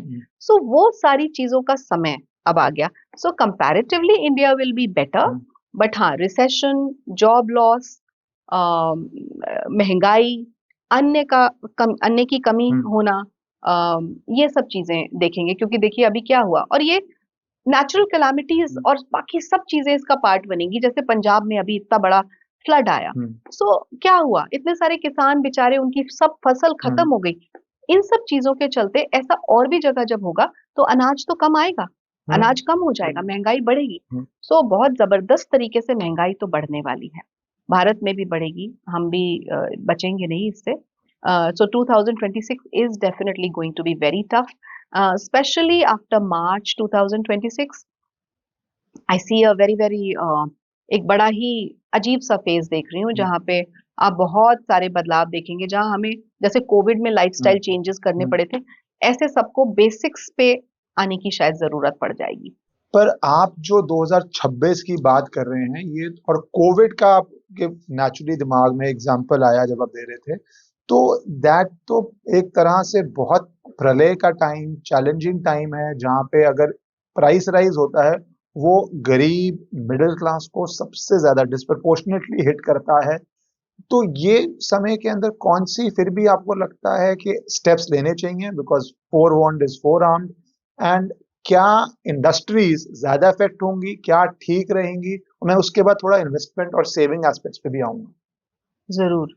सो यस, मैं तो पहले भी कितने पॉडकास्ट पे, प्लेटफॉर्म्स पे बोल चुकी हूँ कि we should be prepared for it mentally and mentally also, and along with that हमेशा से कहती हूँ कि ज्योतिष से बहुत ऊपर स्पिरिचुअलिटी आती है, मैनिफेस्टेशन आती है, एंड कलेक्टिव प्रेयर्स आती हैं। So all of us should collectively pray कि कम से कम नुकसान हो, और जैसा कि हम एक सनातन देश है, तो हमें तो ये जरूर ही करना चाहिए। उसके साथ साथ I always suggest people, liquid cash, थोड़ा लिक्विड कैश एंड थोड़ा फिजिकल गोल्ड हमेशा अपने पास रखो। बिकॉज वो वाली सिचुएशन आ जाए जब बैंक्स आप ऑपरेट ही नहीं कर सकते, may be there will be a time, और कि कुछ दिनों के लिए, कुछ हफ्तों के लिए शायद इंटरनेट भी ना चले, then what will you do? So वो वाला फेज अगर आ जाएगा, then it will be very tough. So मैंने कहा ना, बिल्कुल बेसिक्स से चिपक जाइए और बेसिक्स, अपनी बेसिक तैयारी करके रखो कि कल को अगर मार्केट बंद होती है, कुछ बंद होता है, तो you have something to eat at home. वो थोड़ा सा रखिए। एक अब मॉडर्न वर्ल्ड में हम बेसिक तैयारी बिल्कुल भूल चुके हैं, पर for thousands of years basic तैयारी हर घर में, और जिसके पास साधन थे रखते थे, because world was very uncertain place. बिल्कुल ये बिल्कुल। सिर्फ 50-60 साल से कि हमें पता है भैया फोन करेंगे तो डिलीवरी आ जाएगी, हम्म, तो लोग पानी भी डिलीवरी करके मंगवा लेते बिल्कुल। हैं। और अगर जैसे आप कह रहे हो वो डिलीवरी रुक जाती है या इंटरनेट, मुझे पता नहीं क्या ऐसी कैलेमिटी कोविड हो में क्या सकती हुआ है। था? हाँ कोविड में बट यही सब हुआ था। अगर, हाँ अगर हम और अगर हम थोड़ा एक स्टेप पीछे दें, वर्ल्ड हिस्ट्री में तो अनेकों एग्जाम्पल्स हैं ऐसे, मतलब हजार। अब हमें लगता है टेक्नोलॉजी ने वो सारी प्रॉब्लम्स खत्म कर दी हैं, हमें वो प्रॉब्लम्स नहीं होंगी। बट अगर वैसी प्रॉब्लम आती है, और इट्स प्रीटी स्केरी, जो लोग सुन भी रहे होंगे, अगर ऐसी प्रॉब्लम की एक संभावना भी है, तो फिर तो ये सारी इंडस्ट्रीज इफेक्ट करेगा। फिर तो कोई इंडस्ट्री वाइज तो कोई डिफरेंस ही नहीं है कि ये इंडस्ट्री में होना बेटर है या उस इंडस्ट्री में होना बेटर है। या आपको लगता है कुछ पे ज्यादा प्रभाव करेगा और कुछ पे कम करेगा, ये स्पेशली फॉर यंगस्टर्स जो घुसने लगे हैं वर्क प्लेस में। देखिए, रिसेशन, मैंने बोला रिसेशन, हाँ, जो व्हाइट कॉलर जॉब्स हैं, हम्म, वो तो अगले 2 साल 2.5 साल हम्म, one has to be very careful. हम्म, आप देख ही रहे हो किस तरीके से एट्रिशन हो रहा है डिफरेंट हम्म, डिफरेंट कंपनीज में, बड़ी बड़ी हम्म, कंपनीज। गूगल ने इतने लोग निकाल दिए, हम्म, एप्पल ने इतने लोग निकाल दिए, हम्म, एक्सेंचर ने इतने लोग निकाल दिए। You just name a brand, a hmm, good brand, and you have hmm, number of people की इतने निकाल दिए गए। सो ये जो रिसेशन, ये ले ऑफ्स जो चल रहे हैं, ये तो अभी चलेंगे। हम्म, और जब जॉब लॉस होता है, हम्म, तो ऑब्वियसली फाइनेंशियल क्रंच और फाइनेंशियल क्राइसिस आता है। जब वो होता है, तो जब आपको एक इनफ्लो आ रहा है इनकम का एवरी मंथ, और हम्म, वो अब आपके पास नहीं है, तो जहां जहां आप इन्वेस्ट कर रहे थे, लेट्स हम्म, से स्टॉक्स और व्हाटएवर, हम्म, आप वो कर नहीं पाओगे। हम्म, सो सब कुछ ही, इट्स अ विशियस साइकिल, सब कुछ इम्पैक्ट होगा। Hmm, but this is not going to go a long way. ये नहीं मैं कह रही कि ये पूरा टाइम यही चलेगा। हम्म, 2026 एंड 27 ज्यादा वल्नरेबल है। 27 मिड के बाद, जो हम्म, मैंने पहले कहा कि हम्म, एक इरा खत्म हो जाएगा और शनि शिफ्ट कर जाएंगे, उसके बाद धीरे धीरे धीरे gradually hmm, we will be again picking up. Hmm, and in the meanwhile, ऐसा नहीं है कि हम बिल्कुल ही डूब रहे हैं। हम्म, मंगल की महादशा है, हम्म, डूबेंगे नहीं, अच्छा भी हो रहा है साथ साथ। मैन्युफैक्चरिंग यूनिट्स, जिसके ऊपर हम चाइना के ऊपर इतना ज्यादा हम्म, डिपेंडेंट थे, हम बहुत सारी चीजों को मैन्युफैक्चर करना शुरू कर हम्म, देंगे। हम्म, survival of the fittest, again I am reminding. वो हो गया। दूसरा, आपका स्पोर्ट्स सेक्टर, आपका डिफेंस सेक्टर, हम्म, आपका weapon industry. India will be the biggest weapon industry का कंट्री हम्म, आफ्टर मंगल की दशा। यूल सी, हम्म, जैसे ही मंगल की दशा खत्म होती है, इसके दौरान आप देखोगे एक नाम बन जाएगा हम्म, भारत का। ये इंपोर्ट करे, एक्सपोर्ट करेगा हम्म, लोगों को हम्म, वेपन्स। वो जो एक निर्भरता थी बहुत हम्म, सारे देशों पे, हम्म, वो खत्म हो जाएगी। हम आत्मनिर्भर सच में बन हम्म, जाएंगे हम्म, इस मंगल की दशा में, जो हमेशा प्रधानमंत्री चाहते थे। देन ऑल्सो, इसके बाद जब ये 2027 मिड के बाद की बात करूं, हम्म, या इसके बीच में भी, तो 2026 में बहुत सारे लोगों को आपने सुना होगा कि रियल एस्टेट बढ़ेगा, रियल एस्टेट हम्म, बढ़ेगा। रियल एस्टेट बढ़ेगा, 2026 में पीक टच करेगा। हम्म, सोना भी बढ़ेगा, चांदी भी हम्म, बढ़ेगा, और ट्रेमेंडसली बढ़ेगा। हम्म, लेकिन रियल एस्टेट फॉल भी करेगा। मंगल की दशा है, रियल एस्टेट हम्म, फॉल इसलिए बोल रही हूँ कि मंगल हमारा बड़ा केओटिक है, हम्म, आर्द्रा नक्षत्र में है। और जब ऐसी सिचुएशन आएगी, जब खाने को पैसा नहीं है, तब आप कैसे इमेजिन कर सकते हो लोग प्रॉपर्टीज या लैंड खरीदने हम्म, जाएंगे? हम्म, सो वो फॉल करेगा। जो करोड़ों की आज लैंड है या प्रॉपर्टी है, वो 30% रह जाएगी अपनी रियल वैल्यू की उस टाइम पे। But it will come back, it will bounce back, ये पर भी ये मैं बोल रही जरूरी भी है, मैं तो इसको एटलीस्ट रियल एस्टेट को, क्योंकि जब आप देखते हैं लोग आ रहे हैं और migration is a big trend, तो ये prices are unsustainable, these are not economic prices देश के लिए भी। आज मेरे जितने भी क्लाइंट्स हैं, इंडस्ट्रियलिस्ट हैं, आप उनसे बात करो, वो कहते हैं यूरोप में फैक्ट्री खोलना, यूरोप इज नॉट चीप। वो बात नहीं कर रहे कि आप जाके फैक्ट्री खोल रहे हैं बांग्लादेश, सॉरी बांग्लादेश भी, हाँ, पर आप जाके फैक्ट्री खोल रहे हैं बैंकॉक में या वियतनाम में। वो यूरोप से बात करते हैं कि यूरोप में एग्जिस्टिंग यूनिट खरीदना is cheaper than Delhi NCR या किसी भी जगह। आप फैक्ट्री का लैंड लेते हैं 50 करोड़ 60 करोड़ का, तो लैंड पड़ रहा है, बोलते हैं वो वायबल इकोनॉमिक यूनिट ही नहीं, except for very big companies. वो वाइबिलिटी ही नहीं है कि आप लैंड उस तरह खरीद पाए। और अगर लैंड इतना प्राइसी हो जाएगा तो वो लॉन्ग टर्म में आपकी मैन्युफैक्चरिंग को हिट करता है, क्योंकि आपकी land cost can not be so much. हूँ। That is how the gold visa and हाँ, वो दुबई सारा एंड क्यों स्टफ, ट्रेंड शुरू, क्योंकि वो इसीलिए लोग बोल ट्रेंड। रहे हैं, मेरा एक एग्जांपल दिया वो क्लाइंट के, या बाहर यूरोप में फैक्ट्री खोलनी, becoming cheaper than factory in India, India is a very very very bad economic zone for India to be in with manufacturing. वही तो, जब शुरू में हमने बात शुरू करी, आपने जो एस्ट्रोलॉजी के जो कमर्शियलाइजेशन या और, that is what I said, that is what I meant, कि एक जगह आके आपको बेंचमार्क तो सेट करना पड़ेगा ना। You can not be go beyond. अब ये है कि मुंह मांगा दाम मांग रहे हैं आज की डेट में, we can not question them कि भाई इतना क्यों, दे आर सेइंग इतना ये स्क्वायर फीट जो है इतना है वो है, जबकि वो वर्थ नहीं है। Similar things are happening in so many other sectors also. आपने कमर्शियलाइजेशन की बात की तो मैं एस्ट्रोलॉजी पे आना चाहता हूँ, क्योंकि दो चीजें और बहुत वोग में, एक तो एंशिएंट चीज वास्तु, पर उससे ज्यादा content creation in astrology, where आपको रोज आके बोलना है, और वो जो कंटेंट क्रिएशन हो रहा है उसके अंदर कोई फिल्टर नहीं है कि आपकी नॉलेज लेवल क्या है। मैं भी चाइना में पढ़ रहा था, एक नया लॉ इंट्रोड्यूस किया उन्होंने, और उस लॉ में वो फील्ड्स कवर कर रहे हैं, लॉ, मेडिसिन, एजुकेशन, फाइनेंस, जिसमें आपकी बेसिक क्वालिफिकेशन होनी चाहिए बिफोर यू कैन स्पीक। अब उसके दो पहलू हैं, क्या फ्री स्पीच है, कुछ भी बोलो, या कुछ फील्ड्स लोगों को अफेक्ट करते हैं, लाइक मेडिसिन, लाइक लॉ, गलत लीगल नॉलेज दो बेचारे का केस ही न डले या गलत डल जाए।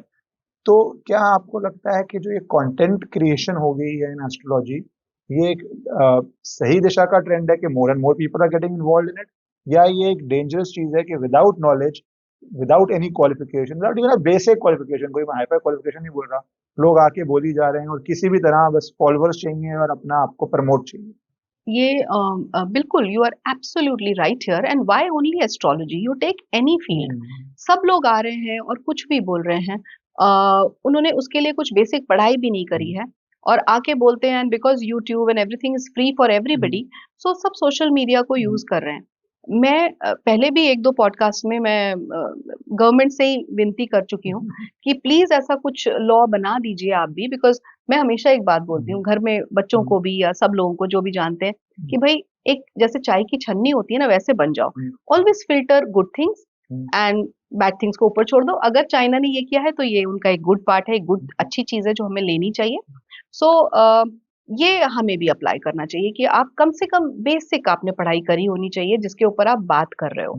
ऐसे ही नहीं कि आप कुछ भी बोलना शुरू कर दो, एंड आपने कहीं से कुछ भी देखा कंटेंट और आपने बोलना शुरू कर दिया। Because I had been observing ऐसे ऐसे बच्चे, छोटे छोटे बच्चे जिन्होंने कभी पढ़ाई भी नहीं करी है, द गर्ल्स एंड बॉयज जो आते हैं और अपने आप को एस्ट्रोलॉजर बोलते हैं, और जब उनका प्रॉपर एक इंटरव्यू लिया जाए तो अपने आप को ये भी बोल देते हैं, नहीं हम तो कंटेंट क्रिएटर्स हैं, हमें ये अच्छा लगा तो हमने we started talking about it. तो हाँ, ये गलत है। डेंजरस है, बट ये सोसाइटी को लॉ भी बहुत डेंजरस हो जाता है, क्योंकि लॉ ना फिर एक परमिशन बन जाता है, परमिशन से फिर रेड टेप आती है, फिर आपको क्या लाइसेंस चाहिए होगा। तो लॉ, एज अ लॉयर मैं अजीब बात बोलूंगा, बट ये laws mostly increase the trouble.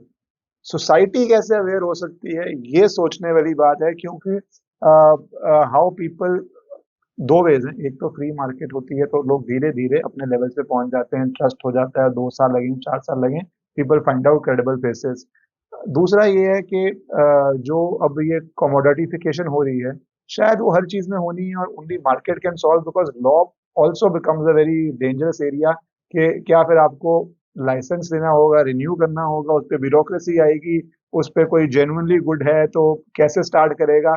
तो laws are a very risky area for That's lawyers. your area, maybe, you know, I just went into a wrong area, but ये मैं जरूर बोलूंगी कि जिस तरीके से ये बन रहा है ज्योतिष के ऊपर जो कंटेंट बन रहा है, एटलीस्ट इतना सोचें कि लोगों को इम्पैक्ट करता है।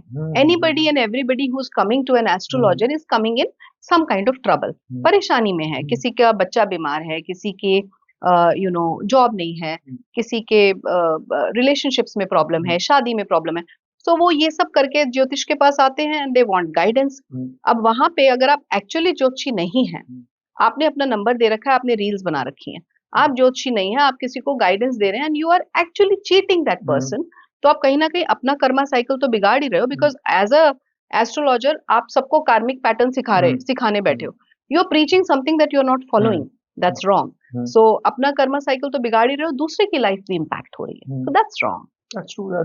But I'm completely with you on the danger of giving wrong information or false information.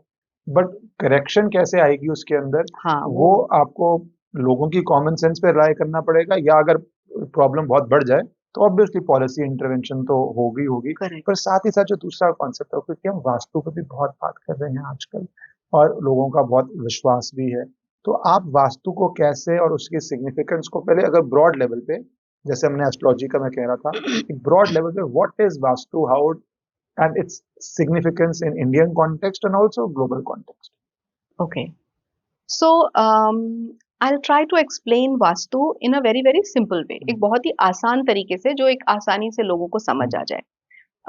Electromagnetic field, ये हम सब ने जब हम छोटे होते थे, हमने कोई भी स्ट्रीम ली हो 10th में, लेकिन हमने साइंस में इतना तो पढ़ा ही है।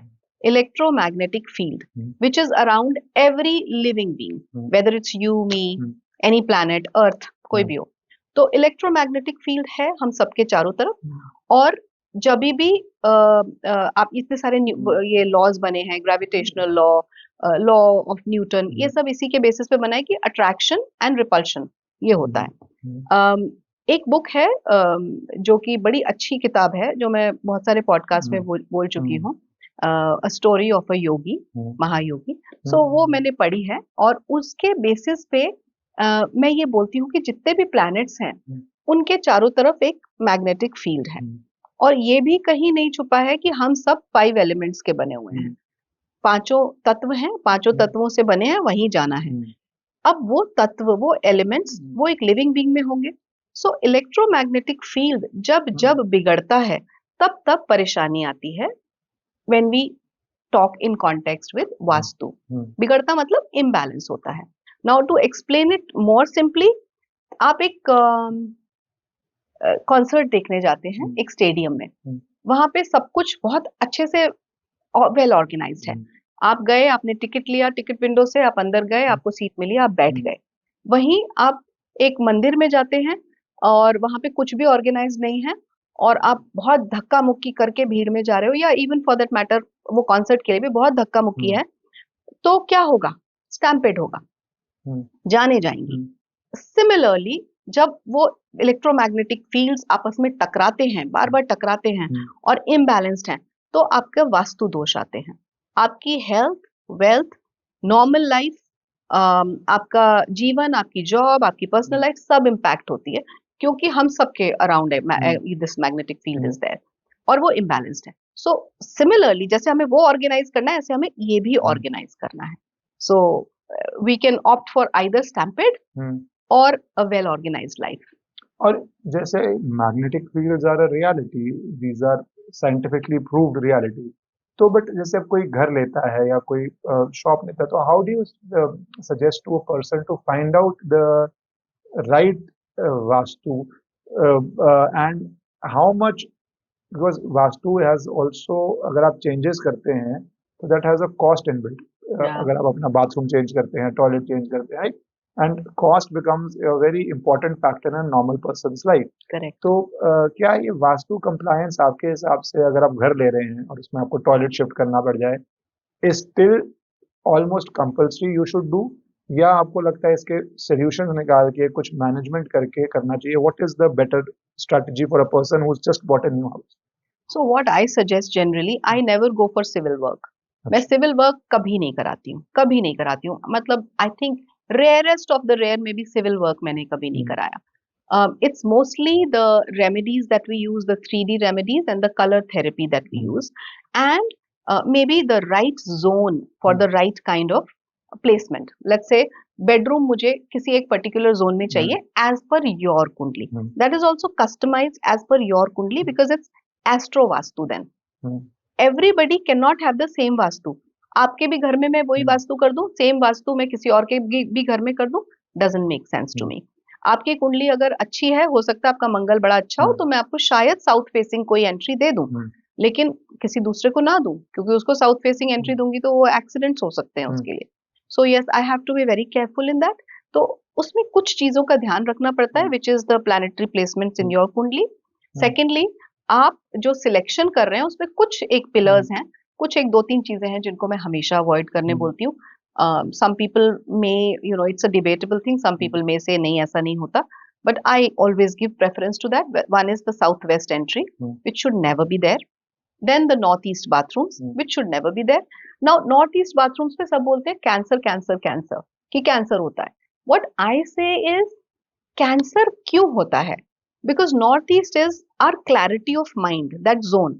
If the northeast is cluttered, अगर आपके घर का या आपकी फैक्ट्री का या ऑफिस का नॉर्थ ईस्ट खराब है, इम्बैलेंस्ड है, it can be imbalanced by as simple as a colour which is not associated with that zone. Let's say north east में रेड कलर है, so that's wrong, absolutely wrong. उसमें क्या होगा? Money flow, clarity of thought, frustration, जो आपको opportunities आनी है या जो भी कुछ आपको डिसाइड करना है, यू आर ऑलवेज कंफ्यूज्ड, उस तरीके के नेगेटिव इम्पैक्ट्स आने लगेंगे. And when you have to go, आपको अपनी सबको अपनी लाइफ में प्रोग्रेस करना है, ग्रो करना है, so you need to have that clarity of thoughts first. Because at thought level we think मनसा वाचा कर्मणा, मन में लाएंगे, फिर बोलेंगे, फिर कर्मों में लाएंगे.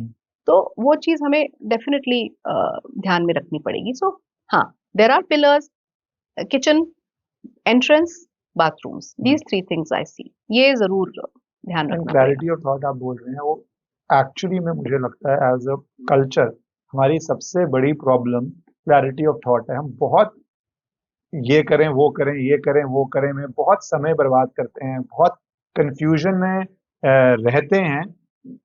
वेरियस रीजंस हो सकते हैं उसके. Can you believe it? Because of this reason only, we never used to have neither bathrooms nor temples. मंदिर और bathrooms, toilets घरों में नहीं होते थे भारत में. Long time back if you go, पीछे मुड़ के देखिए, होते ही नहीं थे ना मंदिर, क्योंकि मंदिर में स्थापित होते हैं भगवान, तो वो एक हाई एनर्जी जोन बन गया. और सिमिलरली टॉयलेट्स वो एक ड्रेनेज का जोन बन गया. तो अच्छा, तो क्या रिस्क हो जाता था? क्यों इस रिस्क को अवॉइड किया जाता था कि मंदिर भी थोड़ा घर से बाहर हो और टॉयलेट भी घर से बाहर हो? इसी वजह से कि अगर टॉयलेट क्या है, ड्रेन हो रहा है, एनर्जीज ड्रेन हो रही है. अगर वो रॉन्ग डायरेक्शन में बन गया, अब हमें तो नहीं पता, सब कोई वास्तु नहीं करा रहे, तो आपके घर की बहुत सारी चीजें, डिपेंड करता है कौन से जोन में बना. सपोज वो नॉर्थ में बन गया, किसी के नॉर्थ में टॉयलेट है, मैं एक एग्जांपल दे रही हूँ, तो अपॉर्चुनिटीज का जोन है वो. सारी अपॉर्चुनिटीज आने से पहले ड्रेन हो जाएंगी, आप तो रीच ही नहीं करेंगी. आप बैठे हो, आपने अप्लाई कर रखा है, and you are waiting, nobody is calling you, so वो अपॉर्चुनिटी नहीं आई. ये एक एग्जांपल है. तो ऐसे ही किसी और जोन में हुआ तो वो नहीं होगा, क्योंकि ड्रेनेज के जो जोन है वो पूरे के पूरे वास्तु ग्रिड में 16 जोन्स में एक ही है. दूसरा एक और ले सकते हैं, डिटॉक्सिफिकेशन का, डिप्रेशन का जोन, वहां भी कर सकते हो आप, लेकिन एक ही जोन है which is south south west, जहां आप बना सकते हो टॉयलेट आराम से. उसके अलावा नहीं है. और अगर बहुत सारे फ्लैट्स बन रहे हैं तो जरूरी नहीं है ना कि सभी फ्लैट्स का, आप किसी भी टावर या किसी भी बिल्डिंग में जाओ, सबको वो जोन मिले, not necessary. So that is why, अब तो खैर बात ही अलग है, that's why we have found out the remedies for that, which are, I generally don't like to call it a remedy. मैं तो यही बोलूंगी ट्रीटमेंट्स होते हैं. And very simply, by just using some metal strips, some colors, some 3D objects. जब आप remedy की बात करते हैं, remedy has also become a bad word, क्योंकि आजकल उपाय, हर चीज का उपायिफिकेशन होना शुरू हो गया है.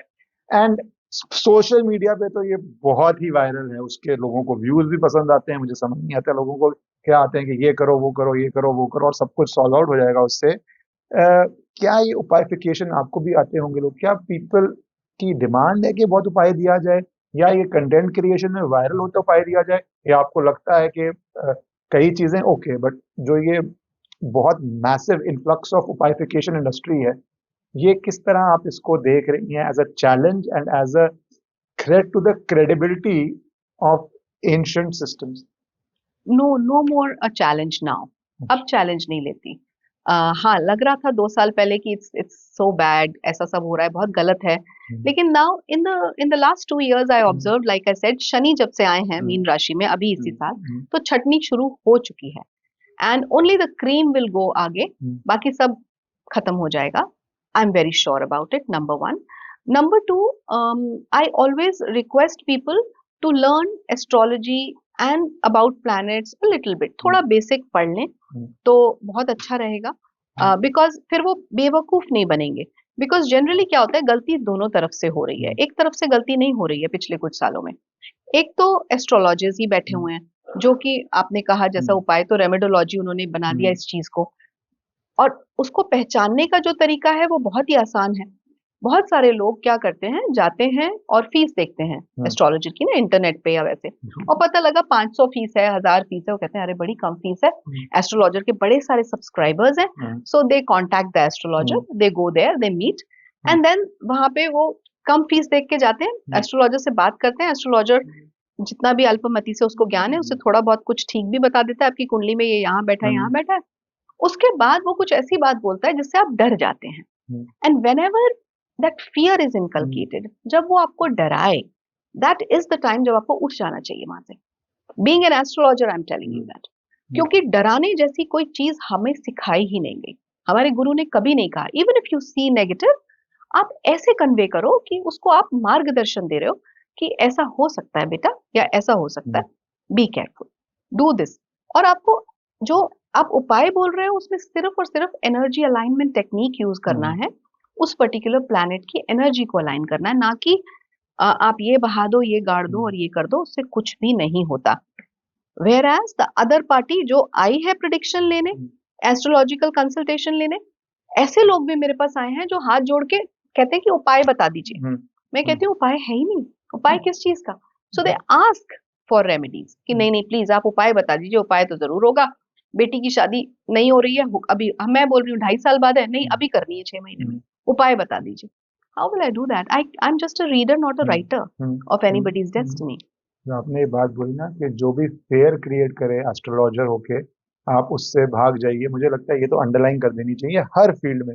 जो भी लॉयर आपके दिमाग में फेयर क्रिएट करे, प्रॉपर्टी एजेंट अभी नहीं लोगे 3 महीने में 500 गुना बढ़ जाएगा, बिल्कुल, जो आपके, बिकॉज ये बहुत वेस्टर्न थॉट है, to induce fear, to induce anxiety and then to get benefit. That's how competition is created. किसी भी इंडस्ट्री में आपको कोई भी व्यक्ति मिलता है जो बहुत फेयर क्रिएट करे आपके माइंड में, उसको तो वहीं से आपको नमस्ते कर देना चाहिए, और पैनिक में they just want to expert you. और मैं जरा लास्ट चीज पे आना चाहता हूँ, क्योंकि हम दिल्ली बैठे हैं, दिल्ली में वास्तु की बात भी कर रहे हैं, एस्ट्रोलॉजी की बात भी कर रहे हैं। Do you think Delhi is the best capital possible? क्योंकि मैं इस कॉन्टेक्स्ट में बात कर रहा हूँ, आजकल जितनी पोल्यूशन हो गई है, जितनी दिल्ली के अंदर प्रॉब्लम्स आनी शुरू हो गई हैं, या जब हम दिल्ली चूज करते हैं तो ये एक भारत के लिए, भारत के चार्ट के हिसाब से सही कैपिटल है? सी, इसके ऊपर एक पॉडकास्ट किया था मैंने on one of the channels, and it was a good one. So तब मैंने इसके ऊपर रिसर्च की थी, मैंने वास्तु को कभी उस नजरिए से पहले पढ़ा नहीं था। So it's a very nice beautiful question, close to my heart. So when you talk about Delhi, so Delhi का क्या हुआ, दिल्ली कैपिटल नहीं था पहले, कोलकाता था।